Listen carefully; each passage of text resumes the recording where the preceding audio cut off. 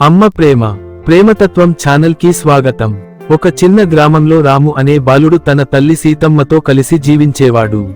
సీతమ్మ తన కొడుకును ఎంతో ప్రేమించేది.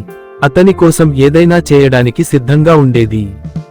రాము కూడా తన తల్లిని ఎంతో ప్రేమించేవాడు. కాని వృద్ధాప్యం కారణంగా ఆమె పనులు చేయలేకపోయేది. ఒకరోజు రాము తన తల్లిని పట్టించుకోకుండా తన స్నేహితులతో సమయాన్ని గడపడం ప్రారంభించాడు. సీతమ్మ తన కొడుకు దూరమవుతున్నాడని భావించి బాధపడేది. కాని తన బాధను బయటపెట్టేది కాదు. ఒకరోజు రాము తన స్నేహితులతో కలిసి అడవికి వెళ్ళాడు. అక్కడ అతను ఒక గాయపడ్డ పక్షిని చూశాడు. పక్షి తన గాయంతో బాధపడుతూ తన పిల్లలను రక్షించడానికి ప్రయత్నిస్తోంది. ఆ దృశ్యం రామును ఎంతో కదిలించింది. అతను తన తల్లి తన కోసం ఎంత కష్టపడిందో, తనను ఎంత ప్రేమించిందో గుర్తు చేసుకున్నాడు. రాము వెంటనే ఇంటికి తిరిగి వచ్చి తన తల్లిని క్షమాపణలు కోరాడు.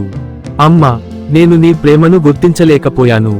నీవు నా కోసం చేసిన త్యాగాలను నేను అర్థం చేసుకోలేదు. దయచేసి నన్ను క్షమించు అని చెప్పాడు. సీతమ్మ తన కొడుకును ఆలింగనం చేసుకుని, నాన్నా, నీవు నా ఆనందం. నీవు సంతోషంగా ఉంటే నేను సంతోషంగా ఉంటాను అని చెప్పింది.